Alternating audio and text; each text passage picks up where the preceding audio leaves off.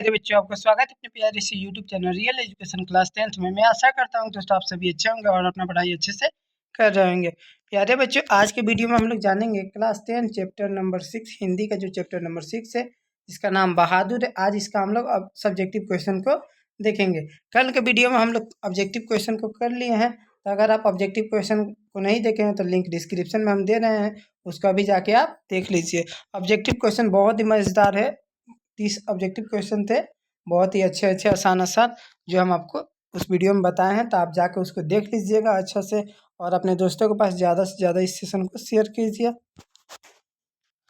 इसमें से आपका दो क्वेश्चन एकदम पक्का है, ठीक है ना प्यारे बच्चों। दो क्वेश्चन आपके बोर्ड एग्जाम 2026 में एकदम 100% आएगा ही आएगा। बहादुर चैप्टर से दो क्वेश्चन आएगा ही आएगा 2026 में, ठीक है ना प्यारे बच्चों। तो आप इसको अच्छे से देखिएगा और हम बहुत ही मज़ेदार क्लास में, बहुत ही शानदार आपका ये क्लास चलेगा। आइए प्यारे बच्चों, अब बिना देर के इस क्लास को शुरू करते हैं। आपका प्रश्न संख्या 1 है, अपने शब्दों में पहली बार दिए गए बहादुर का वर्णन करें। दिखे गए बहादुर का वर्णन करें। जब जब बहादुर पहली बार दिखा था तो उसके बारे में पहली बार दिखे गए बहादुर का वर्णन करें। अपने शब्दों में करना है। तो आइए इसका वर्णन करते हैं। उत्तर देखते हैं। पहली बार दिखे बहादुर की उम्र 12-13 वर्ष की थी। जब पहली बार बहादुर दिखा था तो उसकी उम्र कितनी थी? 12 से 13 वर्ष। ये ऑब्जेक्टिव क्वेश्चन में पूछा जाता है, आप अच्छे से याद कर लीजिएगा। 12 से 13 वर्ष थी। उसका रंग गोरा, मुंह चपटा एवं शरीर, ठीक है ना, चकेता था।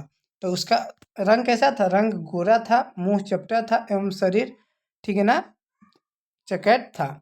वह सफ़ेद नेकर, आधी बाह की सफ़ेद कमीज और भूरे रंग के पुराने जूता पहने हुआ था। कैसा था वह? वह सफ़ेद नेकर, आधी बाह, सफ़ेद कमीज एवं भूरे रंग का पुराना जूता पहना हुआ था। यही है उसका बहादुर का क्या था? वर्णन था। जब बहादुर फर्स्ट टाइम दिखा था तो वह कैसा था? वो 12-13 साल का एक लड़का था जिसका मुंह गोरा हो रहा और शरीर अच्छा खासा था, और वह सफ़ेद कलर का हाफ कमीज पहना था और भूरे रंग का एक जूता पहना था। यही उसके बारे में वर्णन है। तो आप अच्छे से लिख दीजिएगा ना प्यारे बच्चों। चलिए कमेंट करके बताइए आपको ये कैसा क्वेश्चन लगा। आप लिख पाएंगे कि नहीं? जल्दी से कमेंट कीजिए। आइए प्रश्न संख्या 2 को देखते हैं। प्रश्न संख्या 2 कह रहा है, कहानीकार अमरकांत को क्यों लगता है कि नौकर रखना बहुत ही ज़रूरी था? अमरकांत जी को क्यों लगता है कि नौकर रखना बहुत ही ज़रूरी है? आइए इस वीडियो में जानते हैं। लेखक की पत्नी निर्मला सवेरे शाम तक खटती रही थी मतलब काम करती रहती थी। सुबह से लेकर शाम तक सभी रिश्तेदार यहाँ नौकर देखकर लेखक को उसने जलन भी हुई थी। लेखक को देखकर, नौकर को देखकर उसको क्या हो गए थे? रिश्तेदार को जलन भी होने लगी थी। नौकर नहीं होने के कारण लेखक और उसकी पत्नी लगभग अपने अपने को अभागे समझने लगी थी। जब उसके घर में नौकर नहीं था तो वो क्या, अपने आप को बहुत ही खराब समझ रही थी, मतलब अभागे समझ रही थी। इस परिस्थितियों में नौकर को लगा था कि इस परिस्थितियों में लेखक को लगा था कि क्या, नौकर रखना बहुत ही ज़रूरी है। प्रश्न संख्या 3 है, लेखक को क्यों लगता है कि जैसे उस पर एक भारी दायित्व आ गया है? भारी दायित्व मतलब जब नौकर नहीं था तो उसको ऐसा लगता है कि एक भारी मतलब दायित्व आ गया, भारी आपदा आ चुका है। ऐसा क्यों उसको लगता है? तो ये इस वीडियो में जानता है। लेखक के घर में ऐसा वातावरण उपस्थित हो गया था कि जिससे लगता था कि लेखक को नौकर रखना अब बहुत ज़रूरी है। लेखक को ऐसा वातावरण, ऐसा स्थिति आ ही गया था कि उसको क्या लगता था कि अब नौकर को रखना बहुत ही आवश्यक है। लेकिन नौकर कैसा हो और कहाँ मिलेगा, यह प्रश्न लेखक के भारी दायित्व के रूप में महसूस हो रहा था। देखिए प्यारे बच्चों, अगर आप कोई भी चीज़ करना चाहते हैं तो ये भी तो देखना पड़ता है ना, वो कैसे करेंगे, कहाँ से करेंगे, कितना पैसा खर्च लगेगा। बहुत सारे क्वेश्चन आपके मन में आते रहते हैं। तो वही है कि लेखक को तो नौकर की ज़रूरत थी, पर कह रहे थे लेखक कि नौकर कैसा हो, कैसा होना चाहिए और कहाँ मिलेगा, यह प्रश्न लेखक को भारी दायित्व के रूप में महसूस, बहुत ही टेंशन में डाल रहा था। इसी कारण लगता है कि उस पर एक भारी दायित्व आ गया। इसी की वजह से क्या लगता है कि एक उन पर भारी दायित्व आ गया, मतलब बहुत ही कोई आदमी उसको बहुत ही भारी काम दे दिया था। इसी को मतलब सोचकर टेंशन में वो पड़े रहते थे। प्रश्न संख्या 4 है, लेखक के नाम से दिल शब्द क्यों उड़ा दिया गया? विचार करें। लेखक का देखिए, लेखक का पूरा नाम दिल बहादुर था। सॉरी प्यारे बच्चों, बहादुर का पूरा नाम क्या था? दिल बहादुर। दिल बहादुर। नौकर का नाम क्या था? पूरा नाम दिल बहादुर था। तो इसमें से ये दिल शब्द क्या कर दिए गए? उड़ा दिया गया, मतलब काट दिया गया, हटा दिया गया। तो वह कौन क्या था? आइए जानते हैं। इसका उत्तर है, प्रथम बार नाम पूछने में बहादुर ने अपना पूरा नाम दिल बहादुर बताया। जब लेखक से नाम पूछा गया तो वो पूरा नाम क्या बता रहा था? दिल बहादुर। यह यहाँ दिल शब्द का अभिप्राय भावात्मक परिवेश में है, मतलब वो बहुत ही अच्छा। भावात्मक परिवेश का मतलब वह रहने वाला अच्छा व्यक्ति था, अच्छा लड़का था, बोल विचार सब सही था। बहादुर को उदारता से दूर रहकर मन और मस्तिष्क को केवल अपने घर के कार्यों में लीन रहने का उपदेश दिया गया था। मतलब लेखक नौकर को क्या करने, मतलब जो बहादुर था उसको दुरास्ता के रूप में दूर रह कर मस्ती के केवल, मतलब उसके दिमाग में भर दिया गया था, घर का ही काम करना है, लीन करने का उद्देश्य दिया था। इस प्रकार से निर्मला द्वारा उसके नाम से दिल सब उड़ा दिया गया था। निर्मला जो लेखक की पत्नी थी, उसके नाम, उसने क्या किया था? लेखक के नाम से दिल शब्द को उड़ा दिया था।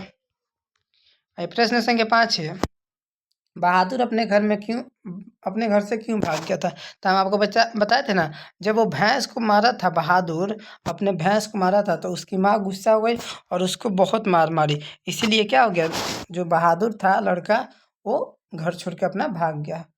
एक बार बहादुर ने अपनी माँ की प्यारी भैंस को बहुत मारा। माँ की वो क्या थी? प्यारी भैंस थी, बहुत ही। तो देखिए, एक बार बहादुर ने अपनी माँ की प्यारी भैंस को क्या किया? बहुत मारा। माना भैंस की मार का काल्पनिक अनुभव करके एक डंडे से उसकी दुगुनी पिटाई की।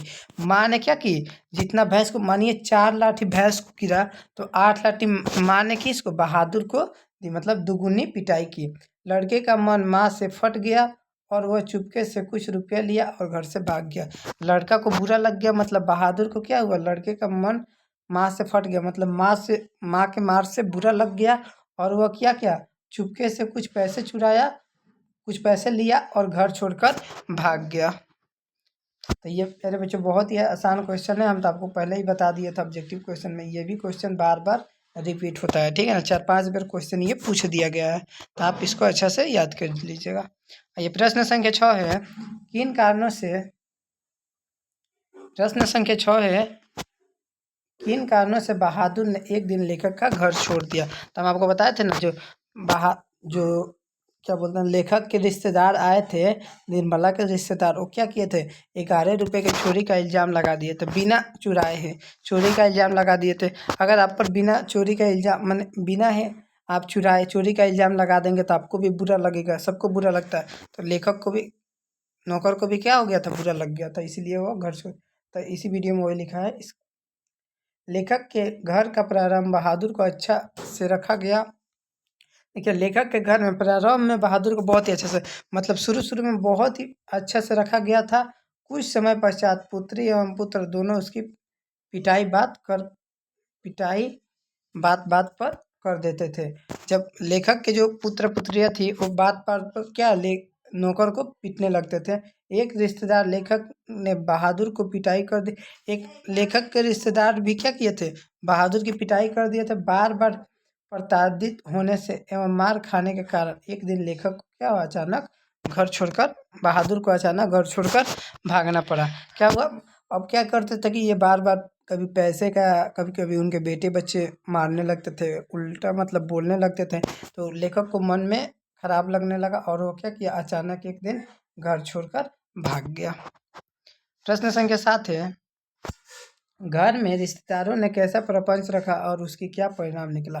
जब जब रिश्तेदार आए थे तो वो क्या झूठी नाटक किए थे कि 11 रुपये हमारे खो गए हैं और यह पैसा नौकर ही चुराया, मतलब बहादुर चुराया है। लेखक के घर में आए रिश्तेदार अपनी झूठी प्रतिष्ठा देखिए कायम करने के लिए रुपये चोरी का प्रपंच रचा। क्या किए थे? अपने, मतलब झूठी प्रतिष्ठा कायम रखने के लिए, मतलब साबित करने के लिए क्या किए कि रुपया चोरी का प्रपंच रचे कि मेरा पैसा चोरी हो गया।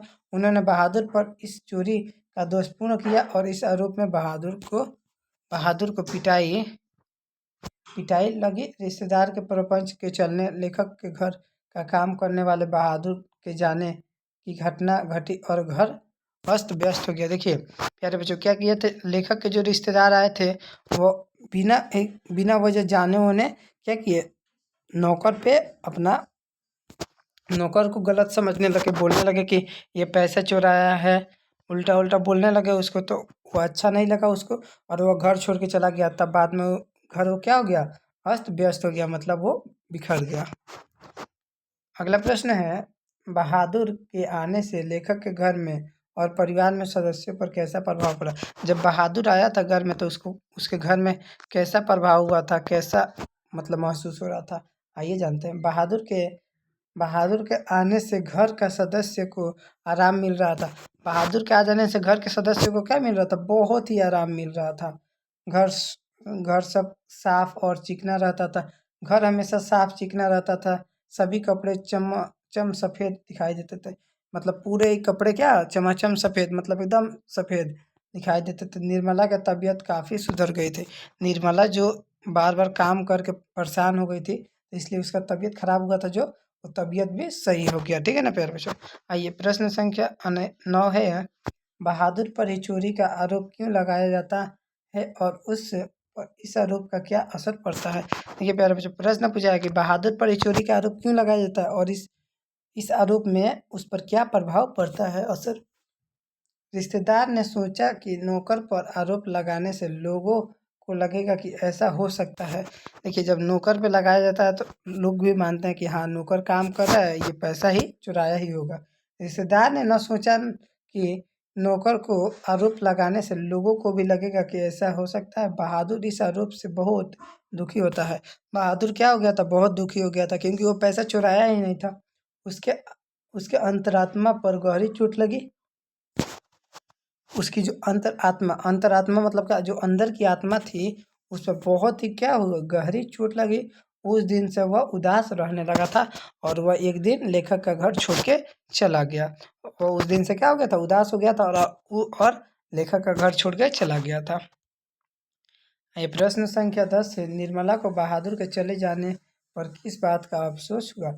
निर्मला को बहादुर से के चले जाने पर किस बात का अफसोस हुआ, ये जानते हैं। जब रिश्तेदार की सच्चाई का आभास हुआ तो यह बात समझ में आई कि बहादुर निर्दोष था।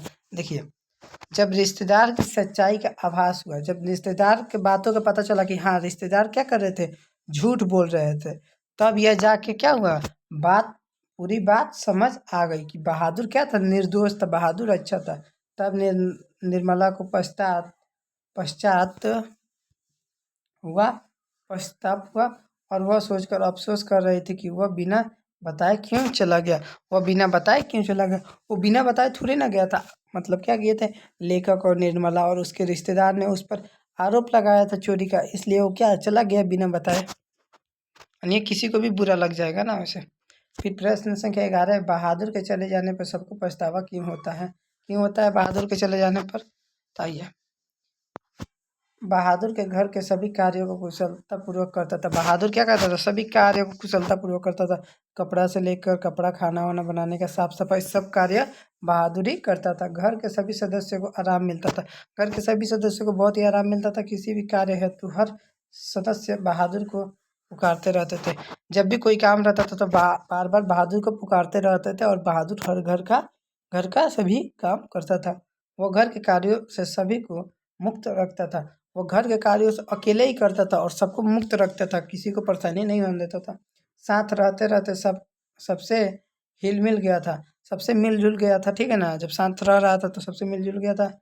डांट फटकार के बावजूद काम करते रहता था। डांट भी पड़ती थी तो वो क्या करते रहता था, काम करते रहता था। यही सब कारणों से उसके चले जाने पर सबको पछतावा होता है।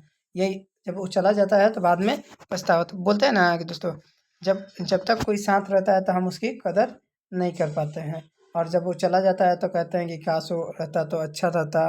मतलब बाद में उसका अफसोस होता है हम लोग को। तो इसीलिए अगर कोई चीज़ आपके पास है तो उसकी कदर कीजिए। ठीक है ना, कदर हमेशा की जाती है। ये नहीं कि नए के आने पर पुराने को छोड़ दिया जाता है, ऐसे कभी नहीं करना चाहिए। नए के आने पर भी पुराने को रखा जाता है। ठीक है ना, उसका भी कदर किया जाता है। आइए प्रश्न संख्या 12 को देखते हैं। साले साहब, प्रश्न संख्या 12 है, साले साहब से लेखक को कौन सा किस्सा असाधारण विस्तार से सुनने को पड़ा। आइए जानते हैं। लेखक को साले साहब के एक दुखी लड़का का किस्सा असाधारण विस्तार से सुनने को मिला। लेखक को साले साहब से एक दुखी लड़का का किस्सा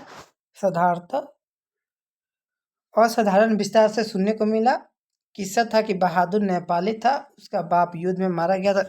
जो बहादुर जो नाम का लड़का था वो क्या था, वह नेपाली था, नेपाल का था। उसका बाप युद्ध में मारा गया था और उसकी माँ सारे परिवार की भरण पोषण करती थी। उसके पिता क्या हुए थे, युद्ध में मारे गए थे, और उसकी माँ जो थी वो घर का पूरा जिम्मेदारी ली हुई थी, भरण पोषण करती थी। प्रश्न संख्या 13 है, बहादुर का चरित्र चित्रण करें। बहादुर का क्या करना है, चरित्र चित्रण करना है। बहादुर कहानी का नायक है। बहादुर कहानी का क्या है, नायक है। उम्र 13 या 14 साल, 13 से 14 साल या 12 से 13।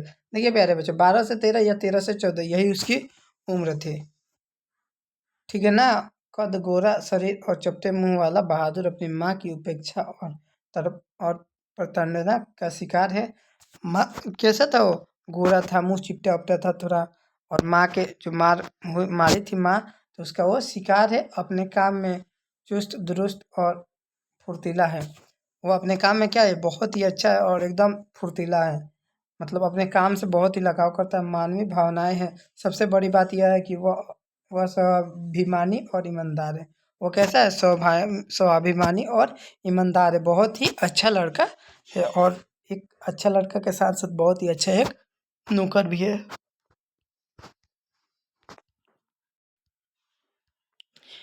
अगला प्रश्न है, काम धाम के बाद रात को अपने बिस्तर पर गए बहादुर का लेखक किन शब्दों में चित्रण करता है। आइए इसके उत्तर देखते हैं।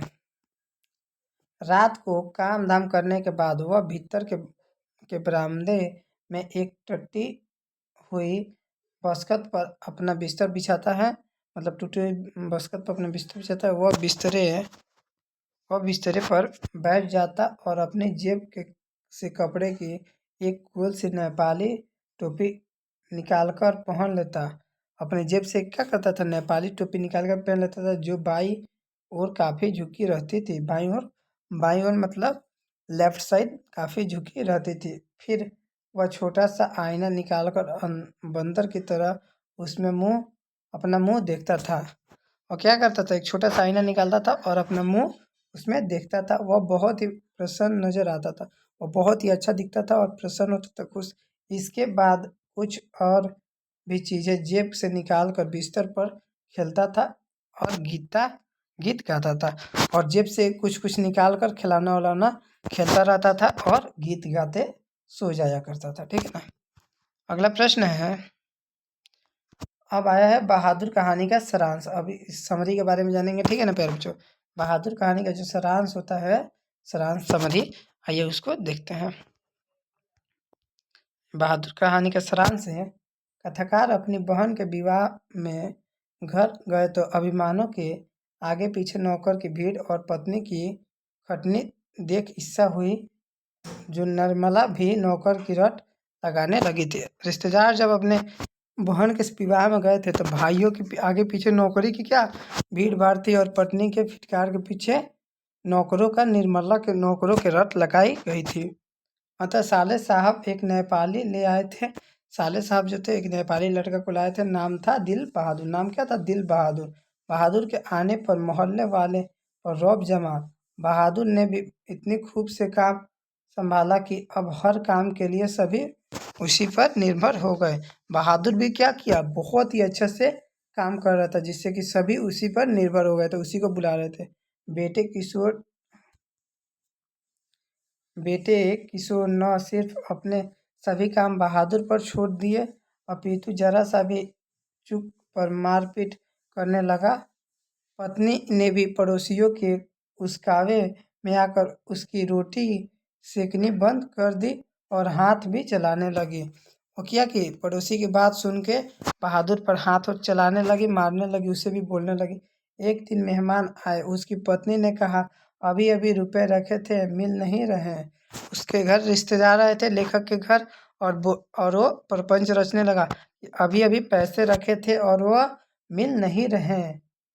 बहादुर आया या तत्काल चला गया। बहादुर आया और क्या हुआ, तत्काल में ही चला गया।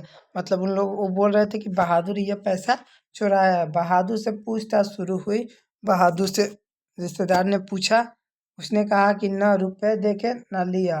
कथाकार ने भी पूछा और मेहमान ने भी अलग ले जाकर पूछा। में पुलिस में देने की धमकी दी, लेकिन बहादुर करता रहा। और बहादुर क्या कहा कि रिश्तेदार भी बोल रहे थे कि बता दो पैसे कहाँ हैं, या फिर नहीं तो हम पुलिस को पास ले जाएंगे और तुमको मार खिलाएंगे। तो बहादुर मुकरता रहा। मतलब बहादुर बोल रहा था कि नहीं, मैं नहीं लिया हूँ तो नहीं लिया हूँ। अतः कथाकार ने झलाकर एक तमाचा दिया। कथाकार क्या किए थे, लेखक एक तमाचा दिए बहुत कस के। बहादुर रोने लगा। बहादुर क्या करने लगा, रोने लगा। इसके बाद जो जैसा सभी उसके पीछे पड़ गए। सभी क्या किए, बहादुर के पीछे ही लग गए, पड़ गए कि वही पैसा लिया है। एक दिन कथाकार जब घर आए तो मालूम हुआ कि बहादुर चला गया है। जब एक दिन कथाकार जब घर आए थे तो पता चला कि बहादुर क्या हुआ है, चला गया है, घर छोड़ के चला गया है। फिर आगे है, ताबूज तो तब हुआ जब पाया गया कि बहादुर यहाँ का कुछ भी लेकर नहीं गया, बल्कि अपने सामान भी छोड़ गया है।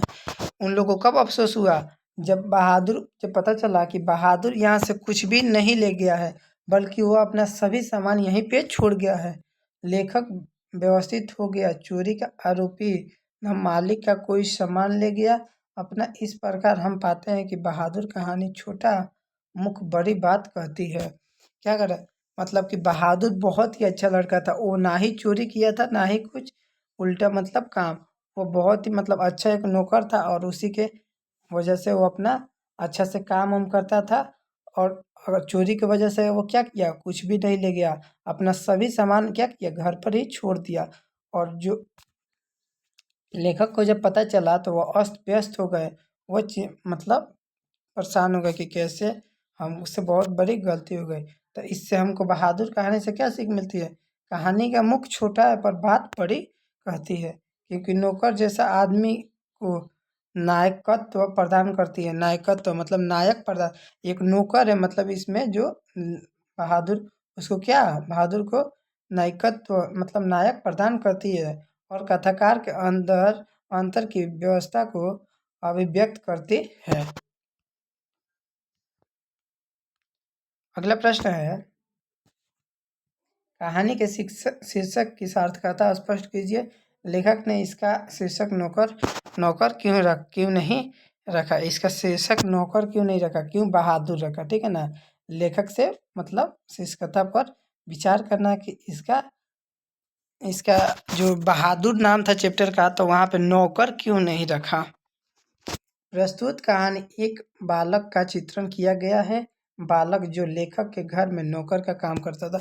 एक बालक के ऊपर ये कहानी लिखा गया है, बताया गया है। जो बालक लेखक के घर में क्या नौकर का कार्य करता था।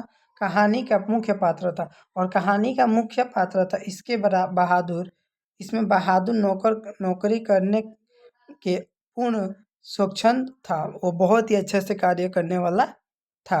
वहाँ मार से खाने के बाद घर से भाग गया था। और मार खाने के बाद घर से क्या हुआ था, भाग गया था। उसके बाद लेखक के घर काम करने के लिए रखा जाता था।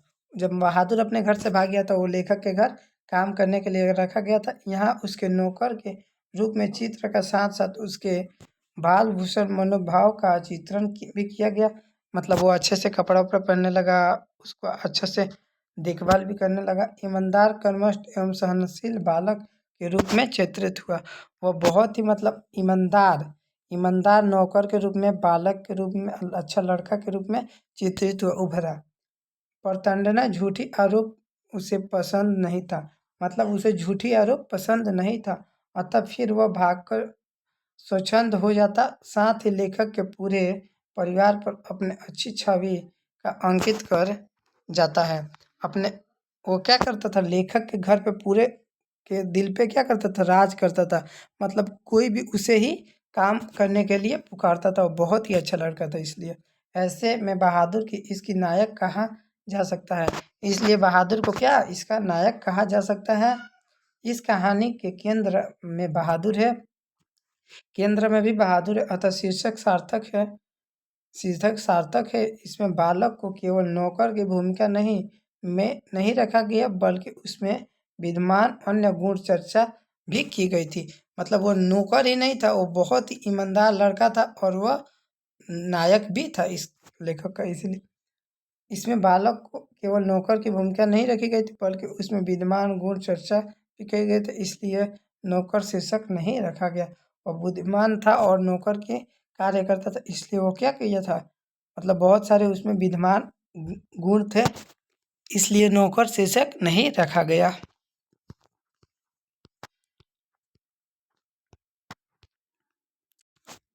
यदि मैं न मारता तो शायद वह न जानता की व्याख्या करें।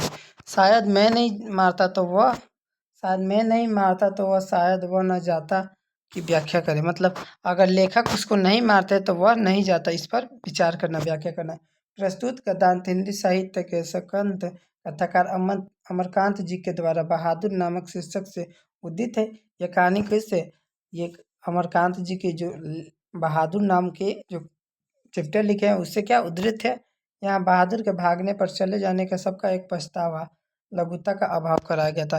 जो बहादुर नौकर था वो चला गया था, इसलिए सबको पछतावा हो रहा था और लघुता का अनुभव कराया गया।